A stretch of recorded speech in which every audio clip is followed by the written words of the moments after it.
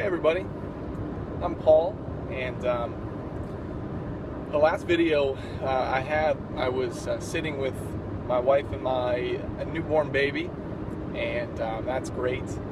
It's great being a dad. It's about 6 weeks old now, and soon after we got him home from the hospital, I found out, I got a phone call that I have lost my job. And the technical term would be laid off. So when you are laid off, it means that you didn't necessarily do anything to be fired. When you're fired, usually that means you did something wrong or you were not performing well, and then you lose your job because of that. But when you are laid off, typically that means it is no fault of yours, but a fault of the company. And so the company that I worked for informed me that they were going out of business, and everyone lost their job. So we had a new baby, right? And all of a sudden, no job. And with no job comes no insurance and no paychecks, things like that. And so today I want to talk a little bit about what is that like in America, and when you lose your job, what happens? Where do you go? How do you pay your bills or the money that you owe people? What do you do? How do you live? And so I'm going to talk a little bit about that. And so when I lost my job, they did tell me, hey, we're going to give you 2 more paychecks. So essentially another month's worth of money, which was great. Very thankful for that. Not all companies will do that. Not all companies have to do that. And so, yeah, that isn't always what they have to do, but ours decided to, which was really helpful, and I very, very much appreciated that.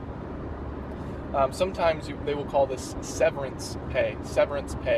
So when you are severed or separated from your job, or remember I said laid off, they will give you a severance pay or separation pay. Again, they don't have to do that, but some companies will. The other thing that is nice is in America we have something called unemployment. And so again, if you lose your job by no fault of your own, you may receive money from the government for a certain amount of time from the government. And so we have something called an unemployment office, and you can usually do things online or through the internet. And so what I had to do was I had to go to the unemployment website. I had to fill out a bunch of paperwork that said why I lost my job and what the situation was. I had to put in how much money I was making. And then what they will do is each week they will send you a percentage or a portion of the amount of money that you were making with your company that you were working with. So not all of the money.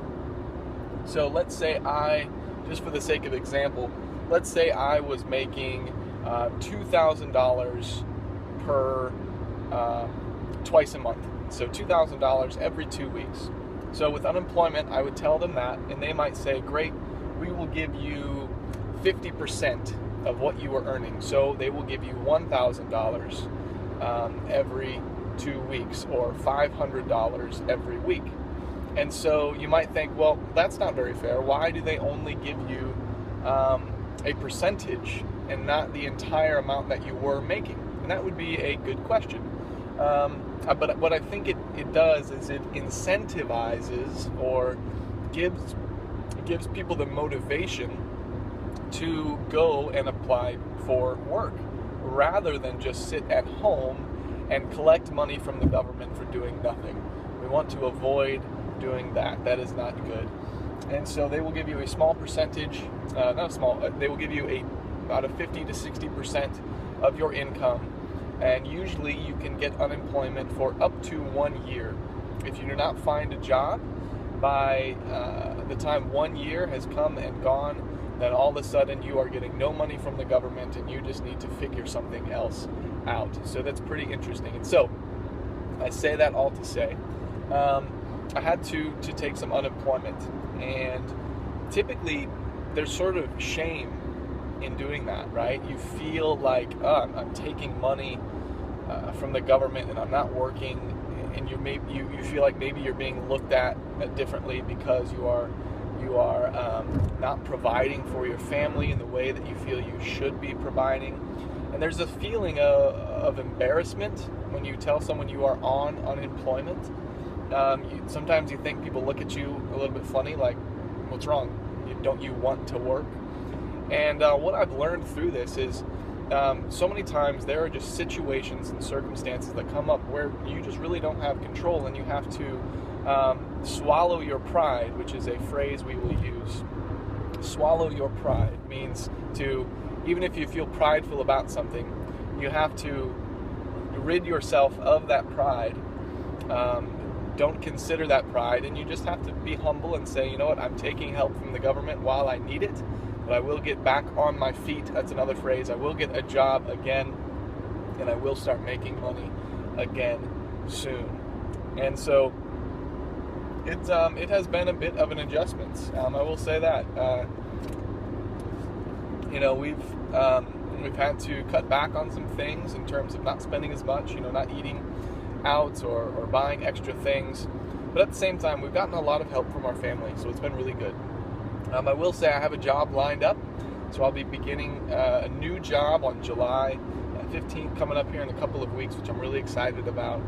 And so I don't feel too bad about it. What's also interesting, and why people shouldn't, who need it, feel bad about unemployment, is part of the taxes you pay the government while you are working goes into an unemployment fund. So you are paying into unemployment so that you might draw out of it.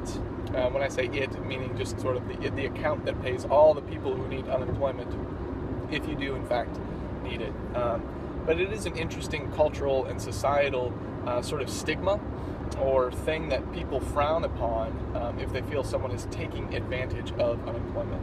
So pretty interesting. So anyway, starting a job here in a couple of weeks. I've actually already started the job. I'm not really getting paid for it yet, but I sort of like to jump in as much as I can and learn as much as I can sooner rather than later. And so anyway, I'll keep you up to date on that. I'll also keep you up to date on how our son is doing, little Theo. He's growing a ton, and it's been cool being a new dad, so I'll make some posts about that as well. Well, I hope you found this short video informational and informative, not informational. I don't think that makes much sense. I guess it does. Informative is much better word choice. I hope you found this informative. I hope to answer any questions you might have, and I look forward to talking with you soon. All right, thanks. By the way, if you haven't already subscribed, make sure to push the subscribe button and let me know what other videos you'd like to see. Give me suggestions for things you want to see me talk about, and I'll look for those in the comments. See you next time.